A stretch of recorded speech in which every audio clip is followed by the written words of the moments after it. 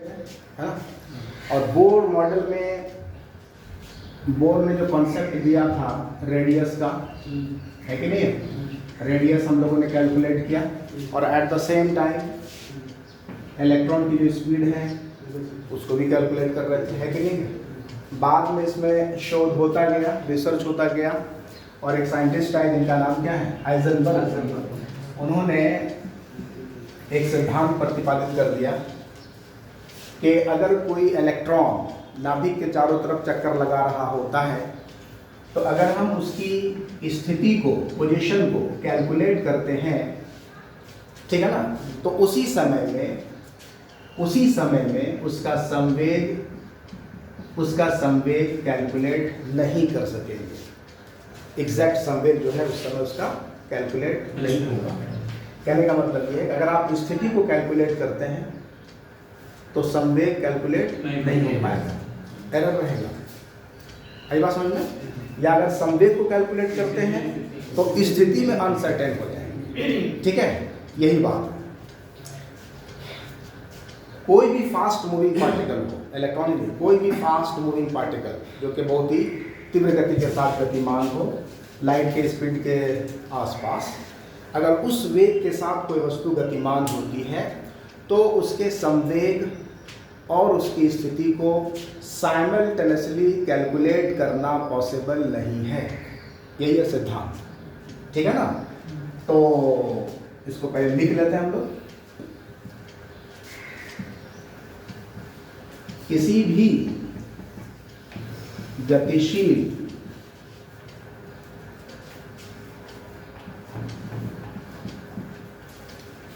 छोटे कण जैसे कि इलेक्ट्रॉन, है कि नहीं, एक तो मूविंग पार्टिकल है प्लस कैसा है, बहुत ही छोटा, बहुत ही स्मॉल है, ठीक है ना,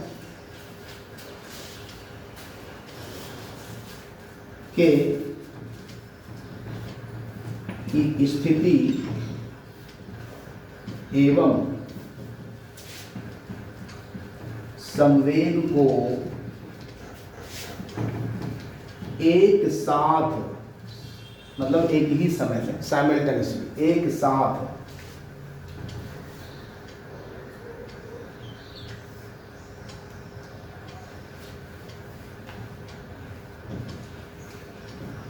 कैलकुलेट करना,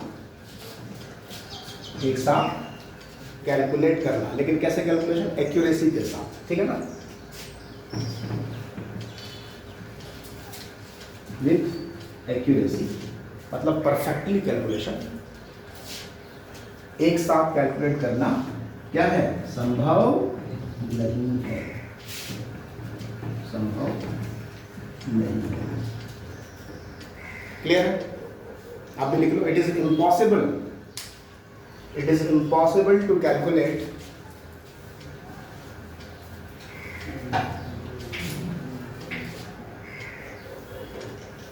the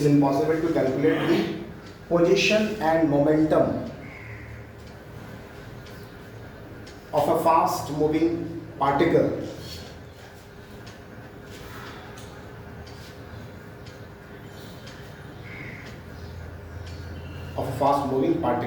ब्रैकेट में electron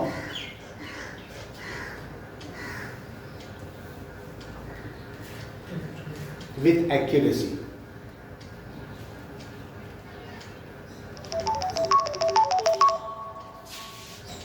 It is impossible to calculate simultaneously. What जोड़ दो, simultaneously.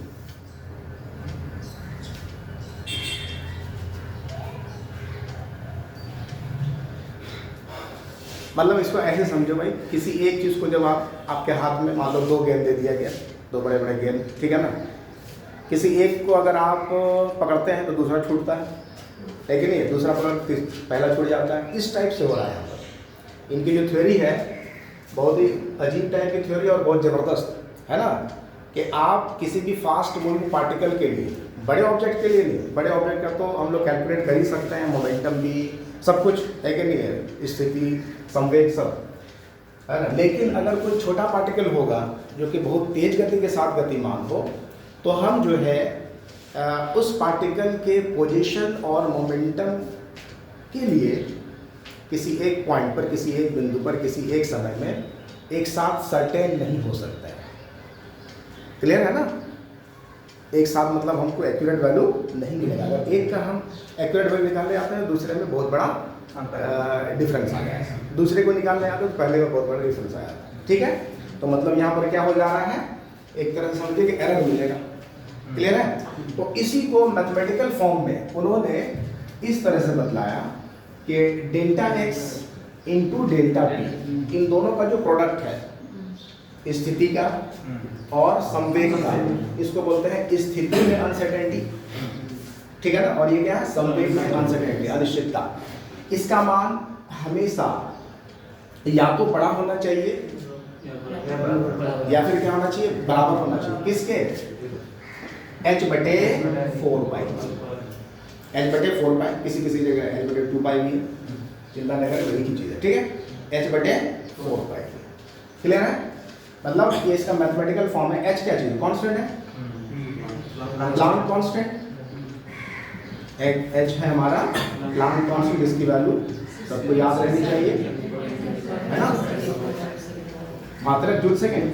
ओके, 4π तो कांस्टेंट है ही। ठीक है, और डेल्टा x को क्या बोलेंगे? This is uncertainty in position. Uncertainty in position. और डेल्टा p को क्या बोला जाएगा? Uncertainty in momentum.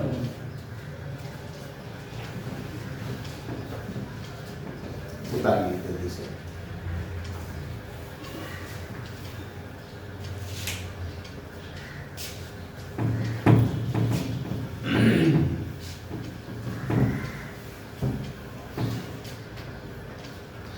तो जब ये थ्योरी आएगी, जब ये थ्योरी आ गई, तो बोर का एटॉमिक मॉडल हिल गया, है क्या नहीं है? मतलब कि इसके अंदर जो वेलोसिटी, मोमेंटम और रेडियस का जो फिक्स रेडियस की बात कही जा रही थी, उस टाइम में फिक्स वेलोसिटी की बात कही जा रही थी ना, तो ये क्या हो जाएगा? वायलेट होने लगेगा, टूटने लगेगा ये बोर थ्योरी। इसलिए बोर थ्योरी क्या हो गया? बाद में फेल हुआ। ठीक है ना?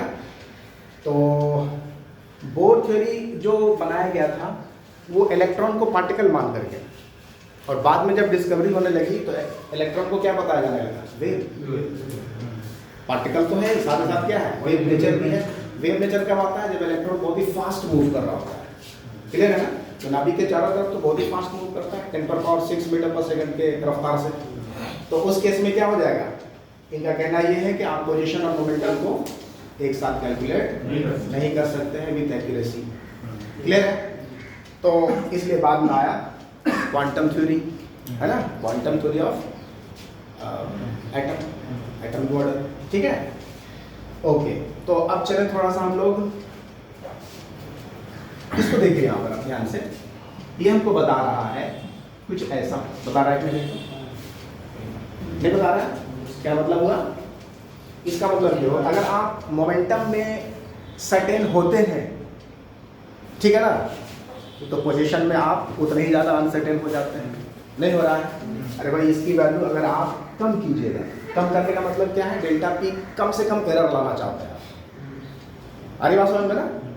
डेल्टा पी में क्या है? कम से कम एरर लाना चाहते हैं। दैट मीन्स कि आप एक्यूरेट वैल्यू ऑफ मोमेंटम को प्राप्त करना चाहते हैं। तो उस टाइम में क्या हो जाएगा? पोजीशन में आप गड़बड़ हो जाइएगा। पोजीशन क्या हो जाएगा आपका? जो है इसमें एरर ज़्यादा आने लगेगा। उल्टा भी होगा कि नहीं होगा? जब आप इसमें जो है ज़्यादा होता है तो ये क्या हो जाएगा? ये बात समझ में आ रही है? ये मैथमेटिकल समझ में आया? मैथमेटिकल फॉर्म, ठीक है? ये हो गया, अच्छी बात है। तो ये एक फॉर्मूला है जिससे सवाल आपसे पूछा जाएगा। ओके, और देखिए इसी चीज को हम लोग लिख सकते हैं, delta P into delta x क्या है हमारे पास? h/4π। डेल्टा पी को लिख दिया जाए m इंटू डेल्टा वी, कोई दिक्कत वाली बात नहीं है। मोमेंटम जैसे P बराबर क्या होता है? mv होता है ना। तो अगर हम इसको डिफरेंशिएट करें डिफरेंशिएट करें, डी वी बराबर एम तो constant, M into D V, या इसी को लिखा जा रहा है डेल्टा पी बराबर एम इंटू डेल्टा पी, तो ये ही फॉर्मूला है, इसको ऐसा लिख दीजिए 4 पाई है, कोई दिक्कत वाली बात नहीं।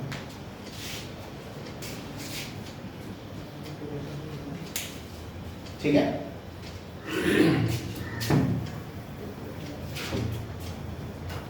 साइड में हम लिखते चले जा रहे हैं जो जो पॉसिबल हमारे पास रिलेशन हो सकता है उसको देख लीजिए। एक तो ये पॉसिबल रिलेशन, दूसरा क्या है delta V into delta X greater than equal to 4 pi M, दो हुआ। अब चलिए, अब इसी रिलेशन को हम लोग एनर्जी के टर्म में भी ला सकते हैं, ऊर्जा के रूप में भी आपको मिलेगा। तो देखिए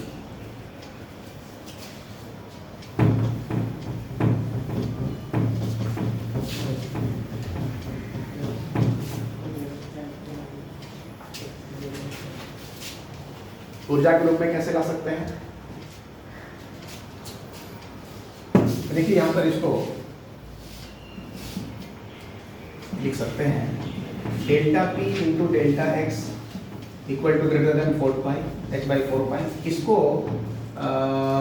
दोनों तरफ ऊपर नीचे डेल्टा टी से मल्टीप्लाई कर दिया जाए, कर सकते हैं ना, मतलब कुछ ऐसा डेल्टा पी बटे delta T into delta X into delta T, हो सकता है ऐसा, ठीक है। ये क्वांटिटी क्या है, rate of change of momentum नहीं है, Newton second law, rate of change of momentum किसके बराबर होता है, फोर्स के बराबर होता है कि नहीं होता है। संवेग में परिवर्तन की दर किसके बराबर है, बल के बराबर है ना, इसके जगह पर बल लिख सकते हैं, तो F into delta X into delta T, clear है। और ये F इंटू डेल्टा एक्स क्या चीज है, बल गुना विस्थापन, बल गुना विस्थापन कार्य के बराबर है, तो किया गया कार्य ऊर्जा में परिवर्तित हो जाएगा, हाँ या ना, समझ पा रहे हैं। तो इसके जगह पर हम लोग लिख सकते हैं डेल्टा ई, डेल्टा डब्ल्यू मतलब डेल्टा ई, एफ बराबर डब्ल्यू बराबर एफ इंटू एक्स है ना, ठीक है। किसी पर्टिकुलर पोजीशन पर अगर हम इसको ये करें तो डेल्टा डब्ल्यू बराबर क्या लिख सकते हैं, F into D x formula होता है ना भाई, तो वही रख दिया, तो डी डब्ल्यू की जगह पर क्या रख देंगे, डी ई या डेल्टा ई, एनर्जी के टर्म में आ गया, तो E into delta E greater than equal to H बटे 4 पाई, क्लियर। ये भी इक्वेशन होता है, डाल दीजिए यहाँ पर delta E into delta T H बटे 4 पाई। जिस रूप में न्यूमेरिकल पूछा जाएगा हम उसको रख सकते हैं।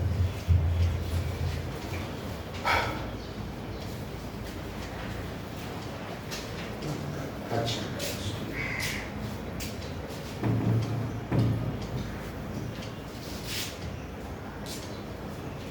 फिर इसको आप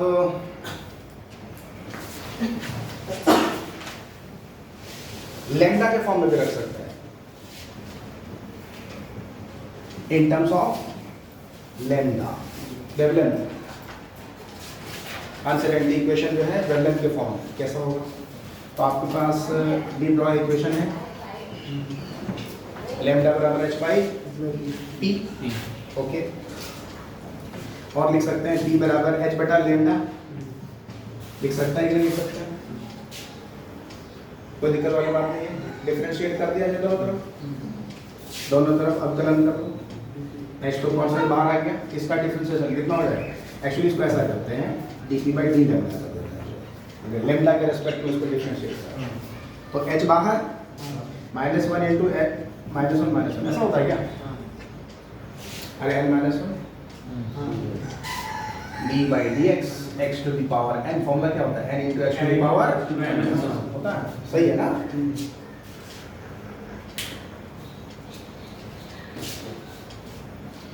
और क्या लिखा जा सकता है, तो हम इसको लिखें delta P by delta lambda, ठीक है, is equal to minus of H बटे लैम्डा, सही है क्या।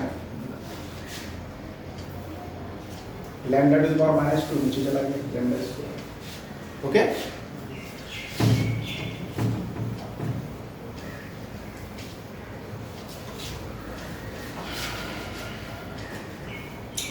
तो डेल्टा पी की जगह पर आप क्या लिख सकते हो? तो डेल्टा पी की जगह पर हम लिख सकते हैं, माइनस को छोड़ देते हैं, ठीक है ना। जब हम लोग अनसर्टेनिटी निकालेंगे तो माइनस सिग्नल को क्या करेंगे, स्किप कर देंगे, सिर्फ मैग्नीट्यूड लेंगे। तो ये हो जाएगा मेरा h बटा लैम्डा स्क्वायर इंटू डेल्टा। क्या ये वैल्यू पुट कर दें यहाँ पर, कर दिया जाए।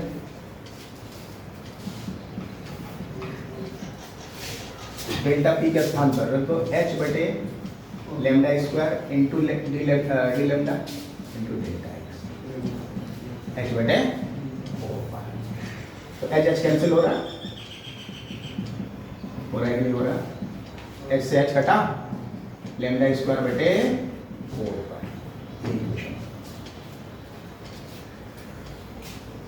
Uncertainty in lambda and uncertainty in position, दोनों का रिलेशन ये भी आपको याद रख लेना है।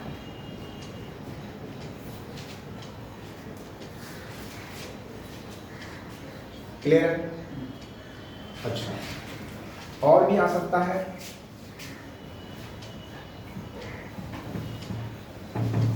अनसर्टेनिटी रिलेशन इन टर्म्स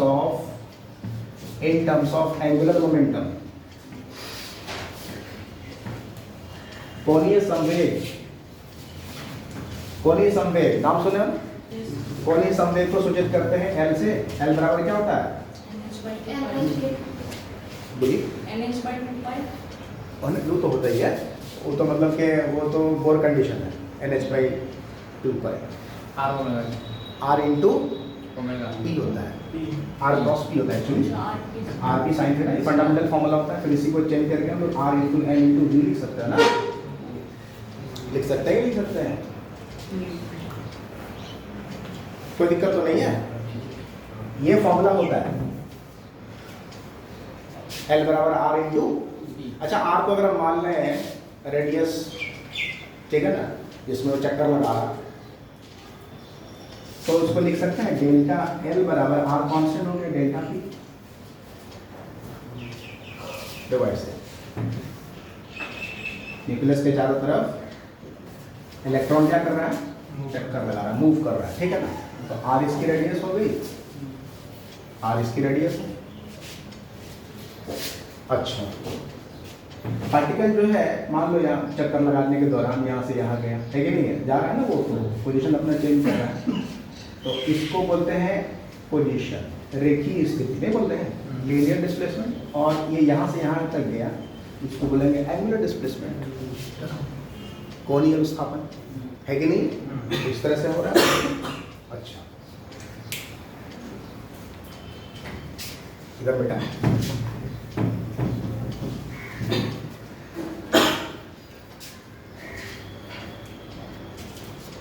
ये तो हो गया। फिर आगे देखिए, आपको ये भी फॉर्मूला पता होगा, कौन बराबर 4 बटे त्रिज्या,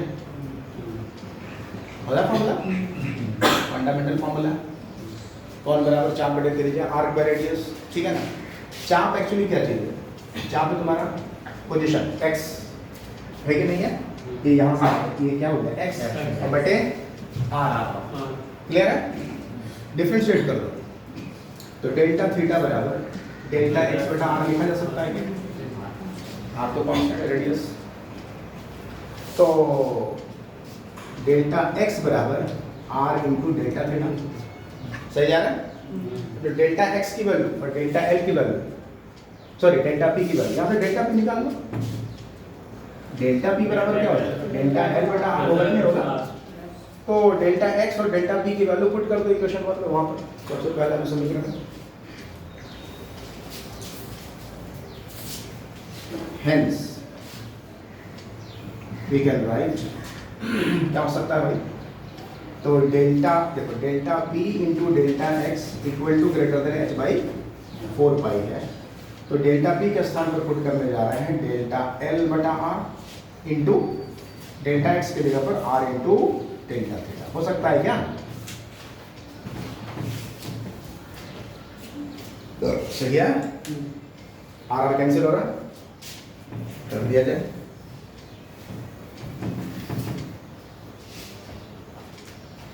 ये रिलेशन मेरे पास आ गया, delta L delta theta equal to greater than H बटे 4 पाई। ये आपको याद रहना चाहिए।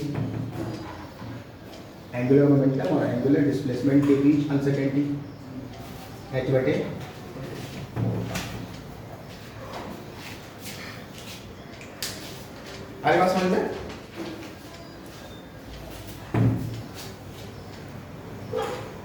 एक और रिलेशन काइनेटिक एनर्जी के टर्म में भी हो सकता है, in terms of kinetic energy, गतिज ऊर्जा के रूप में। देखो गतिज ऊर्जा का समीकरण हमारे पास है हाफ एम वी स्क्वायर, है कि नहीं है? Half M V square.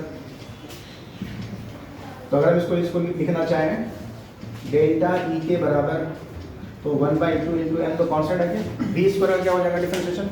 बताओ भाई, 2v डेल्टा होगा कि नहीं होगा? सही है। तो m इंटू डेल्टा वी बराबर क्या हो जाएगा? जब 2 कैंसिल करो तो डेल्टा ई के बटा वी बराबर m इंटू डेल्टा वी लिख सकते हैं क्या? सही है ना? कोई दिक्कत तो नहीं है, सही है। ये वैल्यू डायरेक्ट पुट करते हैं यहाँ पर, है कि नहीं? एक्चुअली ये जो m है, ये m यहाँ पर मल्टीप्लाइड है ना, ऐसा भी लिखा जा सकता है।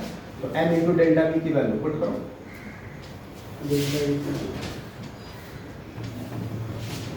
तो मिलने वाला है डेल्टा ई के बटा V into delta X equal to greater than H upon 4। सही लिखे है?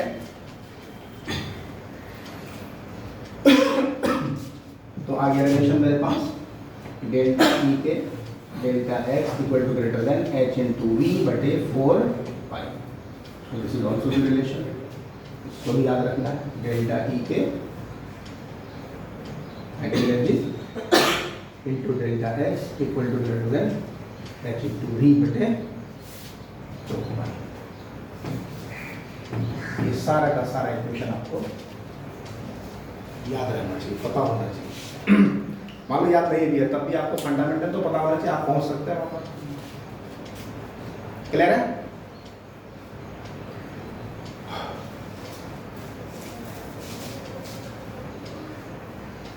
चलिए अब हम लोग इससे रिलेटेड जो क्वेश्चंस पूछे अपने एग्जाम में उसको करते हैं।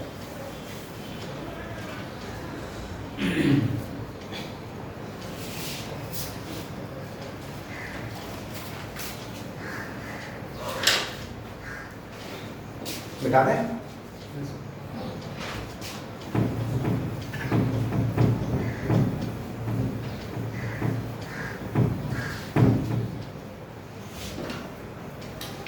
कहीं पर किसी को कुछ पूछना तो नहीं है? सब कुछ ठीक ठाक है, सिंपल मैथमेटिक्स चल रहा है। क्वेश्चन नंबर 1 कह रहा है if the uncertainty in the position of an electron is 10 to the power minus 8 centimetre. क्या कह रहा है? किसी इलेक्ट्रॉन की अनिश्चितता कितनी है? 10 पर पावर माइनस 8 सेंटीमीटर। किसी इलेक्ट्रॉन के स्थिति की पोजीशन का ना, किसी इलेक्ट्रॉन की स्थिति की अनिश्चितता कितनी है? 10 पर पावर माइनस 8 सेंटीमीटर है। तो क्या है? Calculate uncertainty in its velocity. इसके वेग में अनिश्चितता कितनी होगी निकालो।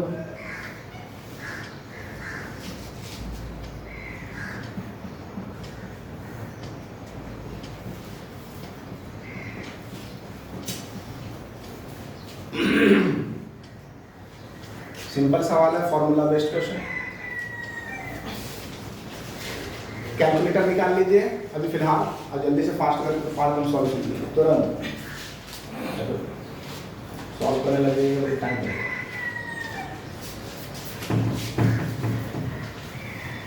जल्दी जल्दी सॉल्व कीजिए, कुछ क्वेश्चन से मैं लिख रहे हैं।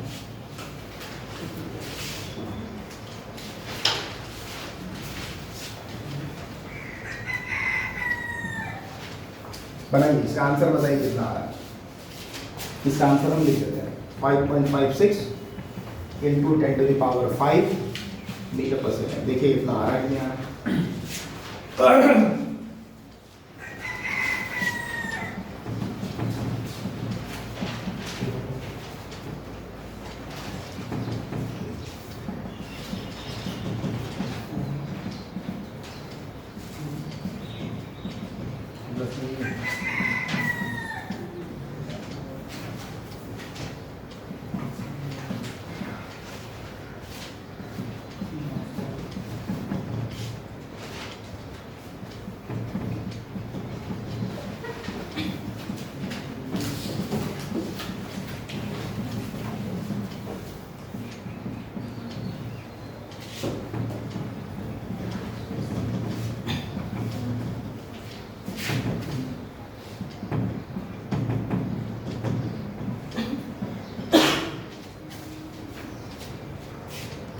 बन गया ये। कौन सा फॉर्मूला यूज करेंगे? क्या दिया हुआ स्थिति, डेल्टा एक्स दिया हुआ है ना भाई, डेल्टा एक्स 10 पर पावर माइनस 8 सेंटीमीटर। सबसे पहले इसको मीटर में चेंज करो, कितना हो जाएगा? 10 पर पावर माइनस 10 मीटर। क्लियर है? ऐसा ही आ गया। हमसे क्या पूछा है? डेल्टा भी पूछा है। ओके, तो डेल्टा भी निकालना है। कौन सा फॉर्मूला यूज करेंगे? वो लिखिए वो, ठीक है, तो यूज किया जाए तो m इंटू डेल्टा वी है, या फिर लिखो delta V into delta x का मान 10 पर पावर माइनस 10 बराबर h का मान 6.6 इंटू 10⁻⁻34 बटे 4 इंटू 3.14 और m का मान बताओ कितना हो जाएगा? 9.1 into 10⁻31 kilogram. Mass of electron, electron के बारे में बात हो रही है ना। अब इसको सॉल्व कर लीजिए। देखिए यहाँ 10 पर पावर माइनस 10 है ना, उसको उधर ले जाए, 10 पर पावर कितना हो जाएगा? प्लस 10। क्लियर है? क्या निकल जाएगा अब यहाँ से? कैलकुलेटर लगाइए, सॉल्व कीजिए, देखिए कितना आ रहा है, नहीं आ रहा। एग्जाम में कैसे सॉल्व करेंगे? रफ सॉल्यूशन करेंगे, या 3 दूनी 6, डायरेक्ट इसको 2 से कटा देंगे।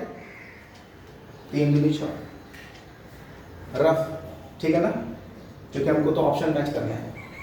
डेसिमल वाला ध्यान से करना है, 10 पर पावर जो है जितना पावर है उसको सही सही करना। बाकी ये देखो, ये हो गया 3 दूनी 6, 2 दूनी 4, 9 दूनी 18, 1/18 लगभग 1/18 करेंगे कितना हो जाएगा? 100/18 कर लो, इस पंजे 100 6 पॉइंट समथिंग।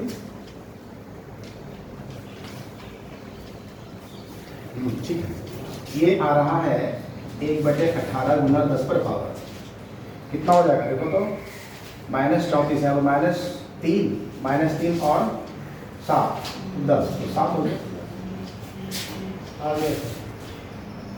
इतना आ रहा है, तो इस ऑप्शन में 5.56 into 5 आया। उसको ऐसे भी करेंगे तो जाएगा सर। 3 से 2 करेंगे, 6 यहाँ पे कितना बचा? -3 3 हो जाएगा 10 7 ठीक है, हो तो गया 5 हो जाएगा। हाँ सर, 1/18 करेंगे तो 5.5 सही जा रहा है हम लोग। क्लियर है? इसको अगर 100 कर देंगे तो 10 पर पावर -2 देना होगा। ठीक है, 100/18 कितना होता है? लगभग जो भी है इतना इसके आसपास हो जाएगा ना। अब थोड़ा सा गैप जरूर देगा, गैप समझे, ऑप्शन में गैप रहेगा। 5.56 3.4 एक्यूरेट नहीं रहेगा। हाँ, तो गैप अगर रहा तो पता लगभग ये वाला वैल्यू तो एकदम एग्जैक्ट देगा।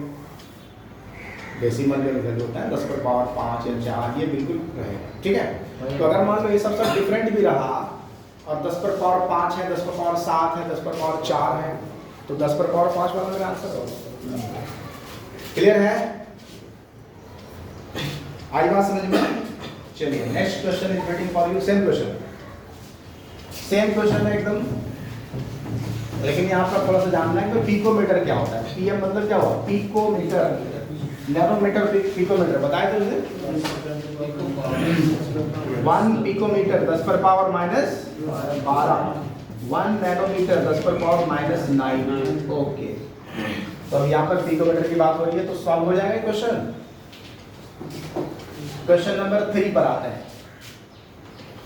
If uncertainty in momentum of moment, क्या लिखा है? If uncertainty in the measurement of position and momentum of an electron are equal, calculate the uncertainty in the measurement of velocity. क्या कह रहा है?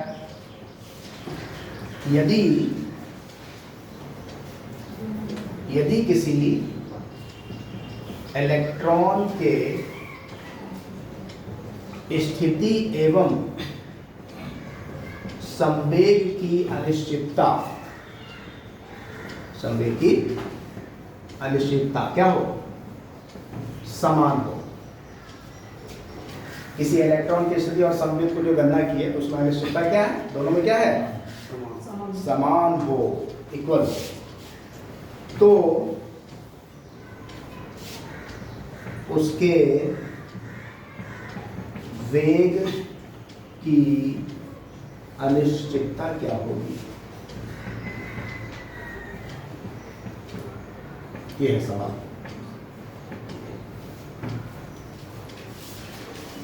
If the uncertainty in the measurement of position and momentum of an electron are equal, calculate uncertainty in the measurement of velocity.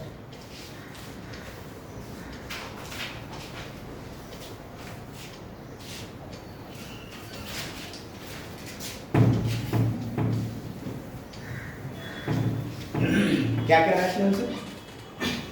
स्थिति और संवेग की अनिश्चितता बराबर, मतलब डेल्टा पी बराबर क्या? ये पुट करें यहाँ पर, therefore delta P into delta x. Delta x के जगह में डेल्टा पी लिख दो। क्लियर है? तो फॉर्मूला होता है delta P into delta x बराबर इतना। तो क्योंकि ये गिवन है पहले से, डेल्टा पी बराबर क्या? Delta x. तो डेल्टा एक्स के स्थान पर क्या लिख दिया? डेल्टा पी लिख दिया। तो डेल्टा पी स्क्वायर बराबर इतना हो जाएगा, नहीं हो जाएगा? मतलब h बटे 4 पाई का वर्गमूल होगा कि नहीं होगा? स्क्वायर हो गया ना यहाँ पर, उधर क्या ये हो गया। अच्छा, पूछा गया हमसे वेलोसिटी में, तो चेंज करो ना इसको, m इंटू डेल्टा पी लिखा जा सकता है। कोई दिक्कत है?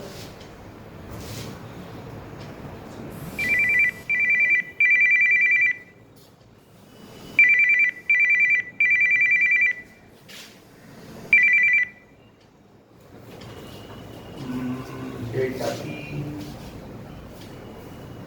और संवेग ठीक है बराबर है, तो योग में से क्या होगा?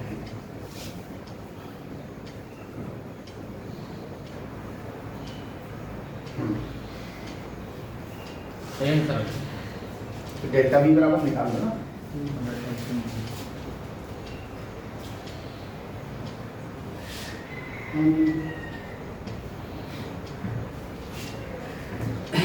एक्स बटे ये m जाएगा नीचे, कितना हो जाएगा? ऐसा कुछ होगा क्या? आया ना?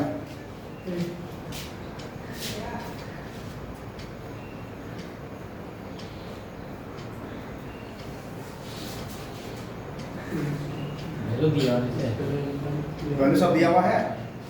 m क्या चीज बन जाएगा? इलेक्ट्रॉन का द्रव्यमान।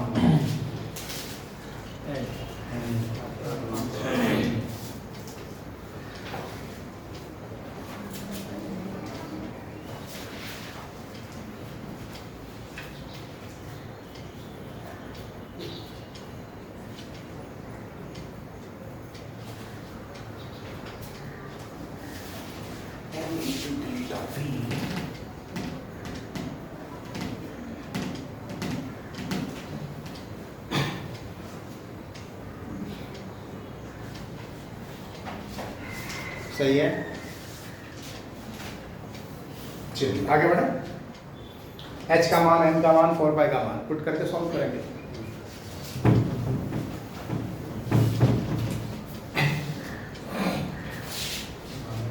क्वेश्चन नंबर 4 देखिए।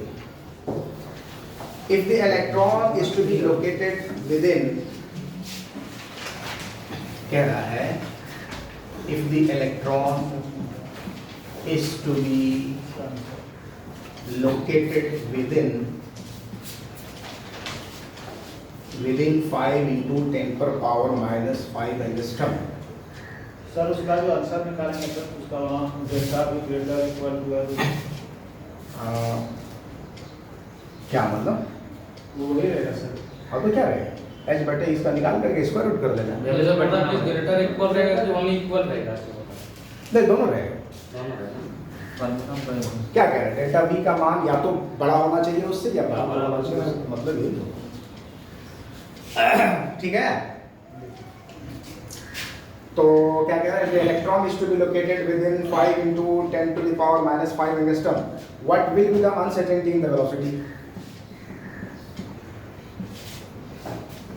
What will be the uncertainty in the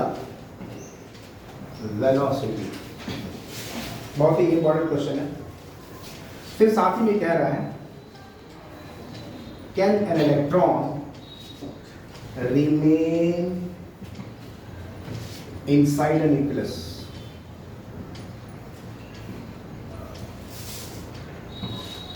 यहां पर अनसर्टेनिटी प्रिंसिपल का एक बहुत बड़ा सिग्निफिकेंस आपको मिलने जा रहा है, मतलब उसका एप्लीकेशन भी आप समझ सकते हैं कि कोई भी इलेक्ट्रॉन न्यूक्लियस के अंदर रहता है क्या? नहीं रहता है ना। क्यों नहीं रहता, इसका जवाब यहाँ पर मिलेगा, आप सॉल्व करें। 10 to the power minus 5 angstrom का क्या मतलब होता है? एक एंगस्ट्रम 10 पावर कितना हो गया? -10 हुआ कि नहीं हुआ? यानी यहाँ पर ये जो है कह रहा है कि कोई इलेक्ट्रॉन जो है वो इस रेंज के अंदर है, मतलब अगर इसको बोला ना, इलेक्ट्रॉन जो है इस रेडियस के अंदर या इस डायमीटर के अंदर है। ये डायमीटर का मान दिया हुआ है 5 गुना 10 पर पावर -5 एंगस्ट्रम, यानी 5 गुना 10 पर पावर -15 मीटर। क्लियर है? 10 पर पावर -15 मीटर को फर्क भी बोलते हैं। तो ये जो दूरी, ये जो हमारा ये है वैल्यू है 10 पर पावर -15 मीटर, ये तो किसी न्यूक्लियस की त्रिज्या के बराबर है, है कि नहीं, या उसके व्यास के बराबर। क्लियर है? अब चलिए देखते हैं, यहाँ पे एज्यूम कर लिया गया कि इलेक्ट्रॉन इस क्षेत्र के अंदर है। ठीक है, सॉल्व करिए जल्दी से। इसका हमको डेल्टा v निकाल कर दिखाइए, अनसर्टेनिटी वेलोसिटी, जल्दी निकालो।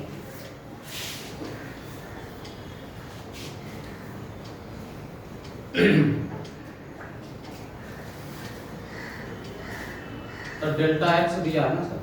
हाँ, ये डेल्टा एक्स माना ना इसको, खुद से सॉल्व करिए। इसमें टाइम देंगे आपको, इसमें आंसर अपने बताने वाले हैं, खुद से बनाइए, कैलकुलेटर यूज करिए, तब एक बात आपको क्लिक करेगी, समझ में आएगा।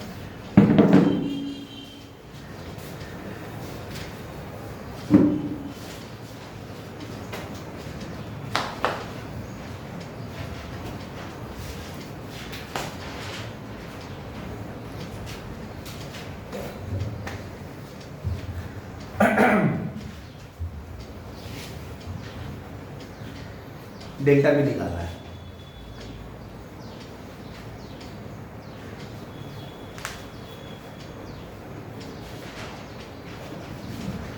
इलेक्ट्रॉन है, इलेक्ट्रॉन का द्रव्यमान भी आपको पता होगा।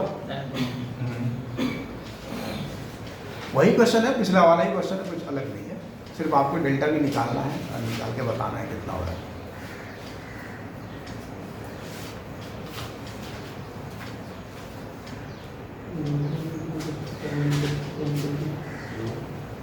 क्या हुआ? कैलकुलेटर जब अलाउ कर रहे हैं तो क्या दिक्कत है? मोबाइल में हर एक के मोबाइल में कैलकुलेटर है। ये अलग बात है कि एग्जामिनेशन हॉल में नहीं देगा आपको। तो वहां पर रफ कैलकुलेशन करना है। Sir 1.33 into 10 to the minus 31. बोलो बोलो ठीक से। 1.33 into 10 to the power minus 31. -31 metre पर सेकेंड। Yes. गड़बड़ बुझा रहा। फिर से चेक करो, गलत है। -11 होगा सर पावर। -11 होगा। और वहां पर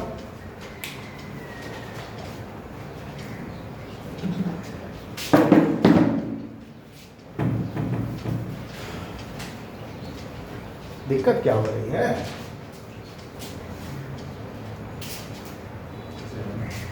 ये ना फॉर्मूला है भाई, डेल्टा V बराबर 6.6 10 पर पावर -34 बटे 4 गुना 3.14। मास को नीचे ले जाएंगे 9.1 इंटू 10 पर पावर -31 इंटू डेल्टा एक्स को भी नीचे ले जाएंगे 5 इंटू 10 पर पावर -15। तो डिजिट्स वगैरह को एक साथ करो ना। 3 दूनी 6, 2 दूनी 4, 5 दूनी 10, 90 1/90 गुना, हम रफ कर रहे हैं, 10 पर पावर हो गया -34 प्लस 31 प्लस 15। ऐसा नहीं हो रहा? क्या हो जाएगा? 100/90 गुना 10 पर पावर, यहाँ कितना हुआ? 12 हो जाएगा। 120 है नीचे, प्लस 10 करना है क्या? सही है। अरे 100 कर दिए यहाँ पे। 31 और 15 कितना होता है? हमको खुद ही करना पड़ेगा। 5 6 46 34 बेटा है, 6 में 4 गया 2 12। ये हो गया हमारा +12 है ना। और बटे क्या 100 नहीं है, ठीक है। तो कितना हो गया यहाँ पे 1.1 मान लेते हैं इंटू 10 पर पावर 10 मीटर पर सेकेंड। देखो तो सही है, सही है। 100/90 लगभग कितना हो गया? 1.1 मान सकता है। क्लियर है? अप्रॉक्स आ रहा है इतना। देखो इसको 3 दूनी 6 कर दिया, देखो ऐसे 3 दूनी 6 लगभग 2 दूनी 4 5 दूनी 10 10 गुना 9 90। ऐसे सॉल्व कर रहा। ऐसे सर होता है। बिल्कुल होगा। कंपटीशन पॉइंट ऑफ व्यू से वहाँ पर कैलकुलेटर थोड़ी देगा। हाँ सर। ठीक है। हाँ, उसमें दे थोड़ा सा एक्यूरेट, दिमाग को भी एक्यूरेट रखना है। डेसिमल मेरा गड़बड़ाना नहीं चाहिए, 10 पर पावर जो है उसमें छेड़छाड़ ना हो, ठीक है ना। अच्छा, बाकी इसमें बहुत ज़्यादा वेरिएशन नहीं करा देना, 3 दूनी 8 मत कर देना, ठीक है। समझ पा रहे हो ना? तो ये देखो, ये वेलोसिटी आ गई। अब ध्यान से ऑब्जर्व करो, वेलोसिटी कितनी है ये? सर कैलकुलेटर से करते हैं तो 1.5 into 10 to the 8 मीटर प्रति सेकंड। 1.5 इंटू 10 पर पावर 8 मीटर। चलो तुम्हारी भी बात सही मान लेते हैं, क्योंकि हम तो रफ माने हुए थे भाई, ठीक है। तुम्हारी बात सही है, चलो ओके। आपकी बात हमने सही इसलिए मान ली क्योंकि आप कैलकुलेटर से कर रहे हैं, फिर भी हम अभी भी सेटिस्फाइड है कि आंसर सही आ रहा है। इसका एक्चुअल आंसर कितना दिया? 1.2 इंटू 10 पर पावर 10 मीटर पर सेकेंड, ये बता रहा है। 1.2 इंटू 10 पर पावर 10 मीटर पर सेकेंड, ये बता रहा है, जो मेरे आंसर के करीब है। ठीक है, चलो 10 भी अगर है तो सही मान ले, आपका 8 अगर है तब भी हम सही मान लेते हैं। हाँ सर, ये सही आ रहा है सर। 1.1 सही आ रहा है। हाँ, कौन सा आंसर सही है? ये पहले वाला। हाँ। तो ठीक है, 10 पर 10 है ना। हाँ, तो चलो आगे देखो, ये आंसर सही नहीं, मिटा दिए। अब सुनिए, यहाँ पर वेलोसिटी कितना आ रहा है? 1.1 इसे छोड़ दो यार, 10 पर पावर 10 आ रहा है, गिनती उसी का होगा, इधर डिजिट का होता है, कोई वैल्यू नहीं होता, ठीक है। 10 पर पावर किसी भी पार्टिकल का मैक्सिमम स्पीड कितना हो सकता है? फोटोन की रफ्तार के बराबर नहीं होता है। किसी भी पार्टिकल का नेचर में सबसे ज़्यादा स्पीड किसका है? लाइट का ही तो है। लाइट के स्पीड से ज़्यादा कोई है किसी भी पार्टिकल का, है कि नहीं है? मैक्सिमम स्पीड कितनी है? 10⁸ मीटर पर सेकंड। ये है स्पीड ऑफ फोटोन, है कि नहीं? इलेक्ट्रॉन का स्पीड कितना बता रहा? इसका मतलब उस एरिया को रेडिएट करेगा, पलायन कर जाएगा।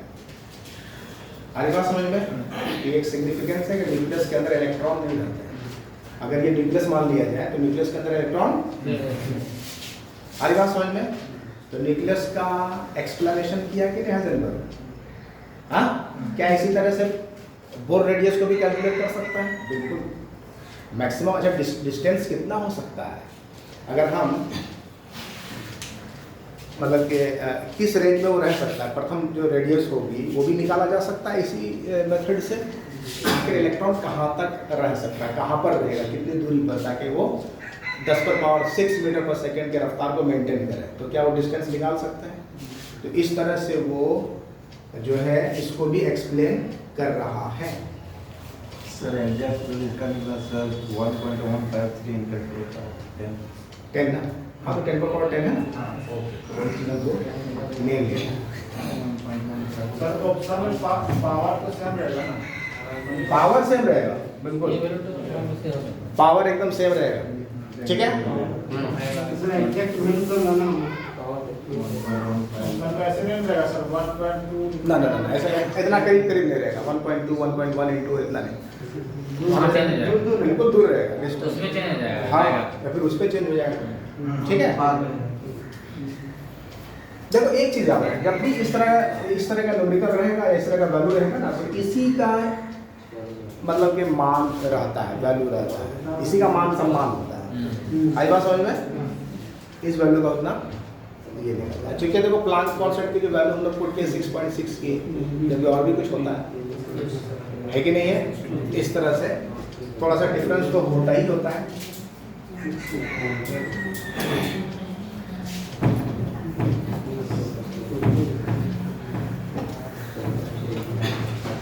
देखो इसको और थोड़ा सा अच्छे से समझ लो।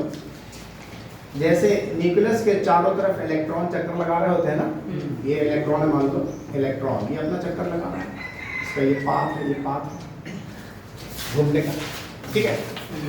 तो अगर हम इसको इलेक्ट्रॉन को देखना चाहते हैं, इलेक्ट्रॉन को क्या करना चाहते हैं? देखना चाहते हैं, इसके लिए आपको क्या करना पड़ेगा? बहुत ही स्ट्रॉन्ग माइक्रोस्कोप लगाना होगा, ठीक है, जिससे इलेक्ट्रॉन को देख सकें। क्लियर? इलेक्ट्रॉन को देखना इतना आसान नहीं है, ठीक है? इलेक्ट्रॉन को देखा जा सकता है कब? क्योंकि बहुत ही छोटा पार्टिकल है, बहुत ही स्मॉल पार्टिकल है ना, तो इस छोटे पार्टिकल को देखने के लिए भी टॉर्च मारना होगा। यहाँ पे टॉर्च जो है वो क्या है जानते हैं? वो है फोटोन, जिससे आप इस पर प्रहार करेंगे। देखिए ये क्या आ रहा है? फोटोन, ये वाली एक्सरे, एक्सरे, ठीक है ना? इस एक्सरे से हम इसमें क्या कराए? इस इलेक्ट्रॉन को मान ली यहाँ पर इसको टक्कर मारे, इलेक्ट्रॉन दिखेगा, पोजीशन पता चल गया। लेकिन जैसे ही पोजीशन पता चलेगा उसी टाइम में इसका मोमेंटम चेंज हो गया होगा, क्योंकि इलेक्ट्रॉन इस एनर्जी को क्या करेगा? एब्जॉर्ब कर लेगा, है कि नहीं है? और एब्जॉर्ब करेगा तो रास्ता बदल जाएगा। अभी ऐसे घूम रहा था ना पहले, अब क्या हो गया? रास्ता चेंज, ठीक है? एनर्जी को क्या किया? एब्जॉर्ब किया, और इसका रास्ता क्या हो गया? मतलब वेलोसिटी बदला तो मोमेंटम, वेलोसिटी बदल गया तो मोमेंटम, एनर्जी एब्जॉर्ब किया ना। अरे बात समझ में? इसी चीज को देखो कि अब ये जो है एक्सरे को यहाँ पर इंसिडेंट करा है, और ये फिर जो है जब इससे रिफ्लेक्ट हुआ तो ऐसा देखा गया कि इसका वेवलेंथ बढ़ गया। देखिए आपको दो चीज समझाया आपसे, ये आपने एक्सरे दिया यहाँ पर जो कि बहुत ही शॉर्टर वेवलेंथ का है, एनर्जी ज़्यादा है। जब वेवलेंथ छोटा हो तो एनर्जी ज़्यादा होती है, वेवलेंथ छोटा हो तो एनर्जी क्या होती है? फॉर्मूला आपके पास है, E = h × f या E = hc/, लैम्डा अगर छोटा है तो एनर्जी, ठीक है? आप ध्यान से देखिए, ये एक्सरे यहाँ पर आया, इलेक्ट्रॉन से टकराया, बिल्कुल एक्सपेरिमेंटल चीज़ है ये, और जब ये लौटा रिफ्लेक्ट होकर के इसका वेवलेंथ बढ़ गया, दैट मींस कि एनर्जी कुछ खा गया इलेक्ट्रॉन, खाया कि खाया। तो किसी भी इलेक्ट्रॉन पर जब हम एनर्जी देंगे या उसको टक्कर मारेंगे तो वो तो कोलिजन करेगा ना, अपना रास्ता बदला, वो पोजीशन चेंज हुआ और वेलोसिटी भी बदल गई, ठीक है।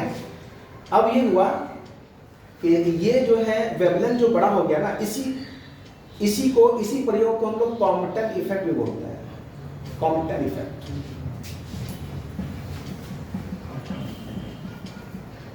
कॉम्पटन इफेक्ट, कॉम्पटन साइंटिस्ट ने देखा कि किसी भी क्या कहते हैं कि इलेक्ट्रॉनिक वेव को या पार्टिकल को जब इलेक्ट्रॉन से टक्कर मारते हैं तो जो रिफ्लेक्टेड जो वेव होता है उसका वेवलेंथ बढ़ गया, मतलब एनर्जी अब्सॉर्ब कोलिजन हुआ। हमारी बात समझ में, इस घटना को क्या बोलेंगे? Compton effect. यहाँ से ये पार्टिकल नेचर को दिखलाया कि कोलिजन कहाँ पर होता है, पार्टिकल पार्टिकल नहीं होता है ना, तो फोटोन एंड पार्टिकल यहाँ से प्रूव हो रहा। हमारी बात समझ में, इस तरह से होता है। इलेक्ट्रॉन को टक्कर मारने के लिए एक्सरे ही क्यों? क्योंकि इलेक्ट्रॉन बहुत छोटा होता है, उसका डायमेंशन बहुत ही छोटा है, ठीक है, तो उससे तो वही टकराएगा जिसका वेग भी बहुत छोटा होना चाहिए। हमारी बात समझ में, मान लीजिए इलेक्ट्रॉन है, ये बहुत ही छोटा इलेक्ट्रॉन है, ठीक है, बड़ा वेव दे देंगे तो हो सकता है टक्कर ही ना मारे क्या, और अब वो छोटा देंगे तो क्या होगा? निश्चित रूप से टक्कर मारेगा। क्लियर है? इसलिए यहाँ पर एक्सरे या फिर हाई फ्रीक्वेंसी वेव को इंसिडेंट कराया जाता है इलेक्ट्रॉन को देखने के लिए, ठीक है। जैसे फोटोन टक्कर मारेगा, खट से माइक्रोस्कोप में एब्जॉर्ब कर लेगा, पोजीशन पता चलेगा वहाँ पर है इलेक्ट्रॉन, ठीक है, और एट द सेम टाइम क्या हो जाएगा? मोमेंटम चेंज भी हो जाएगा। जैसे ही हम पोजीशन पता लगाए उसका मोमेंटम क्या हो गया? बदल जाएगा, क्योंकि वो आपको दिखेगा तभी जब वो टक्कर मार चुका हो। क्लियर है? तो इस तरह से कहानी होती है हाइजेनबर्ग अनसर्टेनिटी प्रिंसिपल की। उम्मीद है कि आपको समझ में आया हो, ठीक है। और भी कुछ क्वेश्चंस कर लेंगे हम लोग, तो और ज़्यादा हमारे दिमाग में ये बैठ जाएगा, क्वेश्चन छूटेगा, ठीक है। आज के लिए इतने रखा जाए।